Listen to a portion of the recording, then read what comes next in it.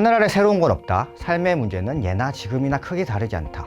그래서 저희는 고전을 읽어야 합니다. 고전이란 오랜 세월 동안 많은 독자로부터 선택받은 보증받은 정답지니까요. 삶이 힘든가요? 어떻게 살아야 할지 모르겠다고요.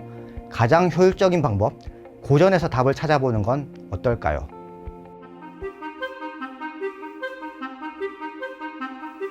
오늘의 고전 1편은 프리드리히 니체가 쓴 짜라투스트라는 이렇게 말했다입니다. 니체가 대한민국에서 인기가 정말 많습니다.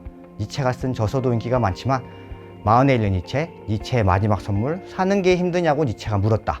어느 날 니체가 내 삶을 흔들었다. 이러한 니체에 관해 쓴 책도 인기가 많습니다. 참 많은 독자들이 니체를 읽고 좋아하는데 한 번은 읽어봐야겠다는 호기심이 들지 않습니까? 니체의 인기 요인은 무엇일까요? 첫째로는 니체가 살았던 시기, 19세기 말 유럽이라는 상황이 지금 대한민국과 비슷해서입니다. 니체를 소개하는 표현으로 망치를 든 철학자가 있죠. 니체 사상을 한 구절로 요약하자면 모든 가치의 재평가라고 할 수 있는데요. 신, 종교, 국가, 도덕 등등에 관해서 니체가 왜 기존의 가치를 재평가하려고 했냐면 이 시기가 바로 전환기여서입니다. 기독교 중심의 세계관이 설득력을 잃어가던 시기, 그렇다고 다른 대안이 떠오르던 시기는 아니었죠. 지금 대한민국도 비슷합니다. 식민지와 전쟁을 거친 뒤 고도 성장을 했지만 공동체와 개인이 모두 동의할 만한 가치에 관한 협의가 없습니다. 지금도 각자 도생의 사회, 우리 대한민국의 상황이죠. 사실 이런 상황은 꼭 대한민국이 아니라 세계 대부분의 나라가 그렇습니다. 니체는 이렇게 지배적인 가치가 없어진 시대에 개인이 어떻게 살아야 하는지를 치열하게 고민했고 글로 남겼습니다. 둘째는 니체의 삶입니다. 한마디로 스토리가 있는 삶을 살았습니다. 1844년에 태어납니다. 제 휴대폰 번호 뒷자리가 1844인데요. 이 번호를 보고 어떤 사람은 18, 죽어라 죽어라 인 의미이냐 라고 하더라고요. 전 근대와 결별을 하려고 했던 니체의 삶과 태어난 해의 의미가 절묘하게 이어진다고 생각하는 건 저뿐이겠죠. 여하튼 이때 태어났습니다. 그리고 공부를 잘했습니다. 1869년 대학 교수가 됩니다. 고전 문헌학을 가르치죠. 건강이 악화되며 1879년 교수직을 내려놓고 지필에 매진합니다. 1889년 정신 이상 증세가 심해지고 1900년에 세상을 떠납니다. 니체가 떠난 해, 1900년이라는 숫자도 예사롭지 않죠. 어린 나이에 학문적으로 성공했지만 건강이 안 좋아지면서 세속적인 성공과는 거리가 먼 삶을 삽니다.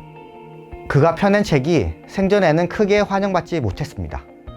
말년에 낸 책들은 출판사에서 받아주지 않아 자비로 내야 했습니다.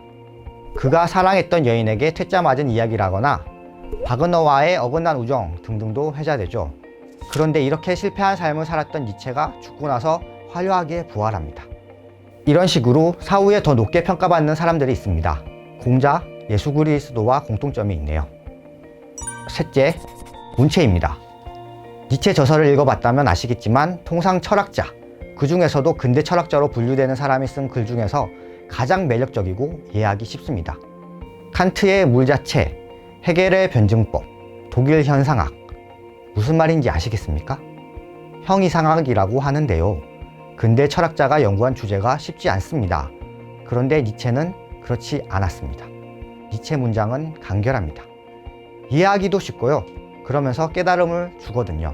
주제도 삶과 맞닿아 있습니다. 넷째, 어쩌면 세 번째와도 이어지는 문제인데요. 접근성입니다. 니체가 쓴 걸 모두가 한글로 번역되어 있습니다. 책세상에서 나온 니체 전집이 있고요. 짜라투스트라는 이렇게 말했다와 같은 저서는 여러 출판사에서 나왔습니다. 전집을 갖춘 사상가가 많지 않습니다. 한국에서는 니체나 프로이트, 플라톤 이 정도일 텐데요. 전집이 번역되어 있다는 말은 우리가 읽을 생각만 있다면 읽을 수 있다는 의미입니다. 다섯째, 제자들을 잘 키웠다. 기독교 역사에서도 사도 바울이 중요했고 불교에서는 아난다라는 걸출한 제자가 있었습니다. 니체의 사상도 비슷한데요. 핵심 지지층이 없으면 아무리 훌륭하고 멋진 사상이라고 해도 살아남지 못합니다. 니체에게는 있었습니다. 니체 사후 여러 계열에서 니체를 조명합니다. 토마스 만이라든지 헤르만 헤세, 프란츠 카프카가 니체 사상을 문학적으로 표현하려 했고요. 하이데거라든지 야스퍼스 등 독일 실존주의 철학에서 니체를 조명합니다. 들레즈 데리다 등 프랑스 철학자들도 니체 사상에 주목합니다. 이런 사람들 덕분에 니체 사상이 세계화되고 유행합니다. 한국에도 박창국 교수님이나 이진우 교수님 등 니체 사상을 이해하기 쉬우면서도 현대사회에 접목시켜 소개하려는 분들이 활약하고 계시죠.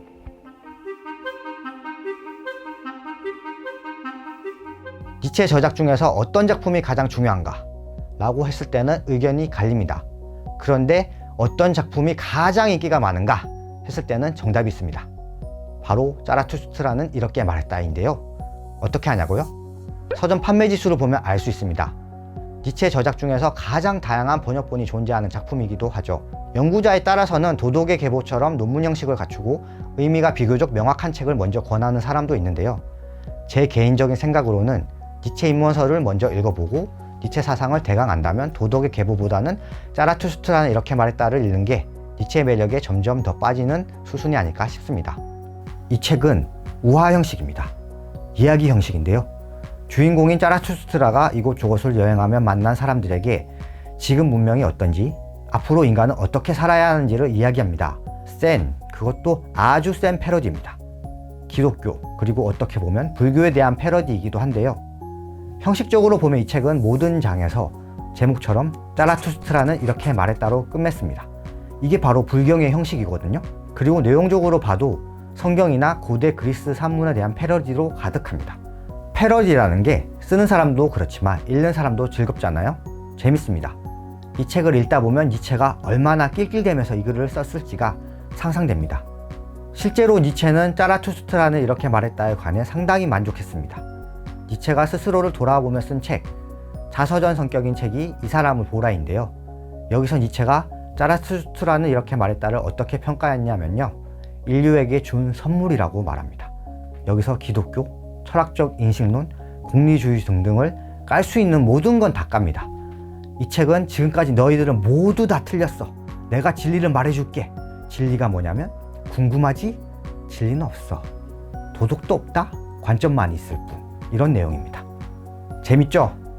학문이 세세하게 분화했고 담론의 정당성을 대학이 부여하는 현대사회에서는 거의 나오지 못할 유형의 사상가이고 글쓰기가 아닌가 싶습니다. 지금 누군가가 이런 책을 썼다면 아마 과대망상이라는 진단을 받았겠죠. 그런데 사실 진리의 보편성보다는 관점과 맥락을 강조한 게 최근 가장 주목받았던 사상가 브리노 라투르와도 비슷한 결이긴 합니다.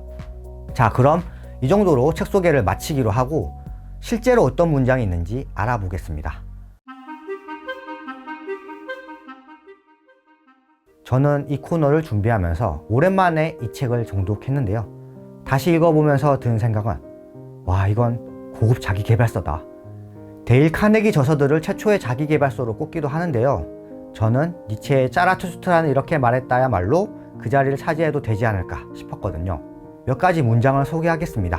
제가 읽은 건 휴머니스트에서 나온 짜라투스트라는 이렇게 말했다인데요. 니체 전문가 이진우 교수님이 번역했습니다. 주석이 충실하게 달려서 니체 사상에 익숙하지 않은 독자도 읽어나가는데 큰 무리는 없어요. 나는 그대들에게 초인을 가르치려 한다. 인간은 극복되어야 할 그 무엇이다. 창조하는 것, 이것이야말로 고통으로부터의 위대한 구원이며 삶을 가볍게 만드는 것이다. 하지만 창조하는 자가 있으려면 고통과 많은 변신이 필요하다. 선과 악에서 창조자가 되려는 자는 우선 파괴자가 되어 가치를 파괴해야 한다. 자, 어떻습니까? 헤르만헤세의 데미안 속 한 장면. 새는 힘겹게 알을 깨고 나온다. 알은 세계다. 태어나려면 하나의 세계를 파괴해야 한다. 기억나시나요? 비슷하죠? 또 비슷한 책이 지금도 큰 인기를 누리고 있는 자청의 책, 역행자입니다. 익숙한 자의식을 해체하고 본성을 역행하라고 말하잖아요. 니체의 메시지와 참 비슷합니다. 다음 구절 읽어드리겠습니다. 감각이 느끼는 것, 정신이 인식하는 것은 그 자체 내에서 어떠한 목적도 있지 않다. 그러나 감각과 정신은 자신들이 모든 사물의 목적이라고 그대를 설득하려 한다. 감각과 정신은 이처럼 허영심이 강하다. 이 문장도 낯설지 않게 느껴질 겁니다. 불교 세계관과 유사하죠. 니체가 어린 시절에 읽었던 쇼펜하우어가 인도 사상에 빠져있는 철학자였는데요. 19세기 초중반 유럽에서 인도 사상이 상당히 인기가 많았습니다. 나머지 문장도 함께 보시죠. 아이는 순진무구함이며 망각이고 새로운 시작, 놀이, 스스로 도는 수레바퀴, 최초의 움직임이며 신성한 긍정이다. 니체 문장 속에서 창조, 놀이와 같은 단어를 자주 발견할 수 있습니다. 그래서 니체가 어떻게 살라고 했나? 라고 했을 때 답입니다. 삶을 긍정하고 창조하고 놀자. 그렇다면 어떻게 창조할 것인가? 아마 이 문장 많이 들어보셨을 겁니다. 나는 모든 글 가운데서 자신의 피로 쓴 것만을 사랑한다. 피로 써라. 그렇습니다. 남의 거 뺏기면 안 됩니다. 표절하지 마세요. 챗GPT도 적당히 활용하시고요. 창작은 자신의 피로써 이루어집니다. 니체 사상과 나치즘에 관해서도 좀 짚고 넘어가야겠습니다. 니체 사유 중 일부 부분이 나치즘에 영향을 준 건 부정할 수 없을 듯합니다. 다만 이 책에서도 볼 수 있는 건 니체는 민족국가, 국가주의 역시 기독교 사상과 마찬가지로 극복해야 할 것으로 봤다는 점이죠. 국가는 모든 냉혹한 괴물 가운데서 가장 냉혹한 괴물이다. 그 괴물은 냉혹하게 거짓말을 하기도 한다. 그 괴물의 입에서는 나, 국가는 민족이다 라는 거짓말이 기어나온다. 니체 사유의 특징 중 하나가 정신적 귀족주의입니다. 아래와 같은 문장입니다. 물론 인간은 평등해져서도 안 된다. 내가 이와 다르게 말한다면 초인에 대한 나의 사랑은 도대체 무엇이란 말인가? 인간은 1000개의 다리와 좁은 길을 걸어서 미래를 향해 돌진해야 한다. 그리고 더 많은 전쟁과 불평등이 인간들 사이에서 벌어져야 한다. 나의 위대한 사랑이 나에게 이렇게 말하도록 한다. 이런 문장은 지금 봐도 위험해 보이긴 합니다. 세계정복 이런 과대망상을 가진 사람이 있어요. 머리가 좋아요. 권력력도 있어요. 지도자가 돼요. 니체 신봉자예요. 이 사람을 추종하는 사람도 많아요. 뭐 꼭 지도자가 아니라도 기업가라든지 리더가 이런 문장을 잘못 받아들이면 사회 통념상 허용되는 수준 이상의 폭력이 발생할 수도 있습니다. 이 책에서 보면 너무 과대 해석인 걸 저도 알겠습니다만 기후위기 시대에 새롭게 조명할 문구도 있습니다. 대지는 피부로 덮여 있는데 피부는 여러 가지 병에 걸렸다.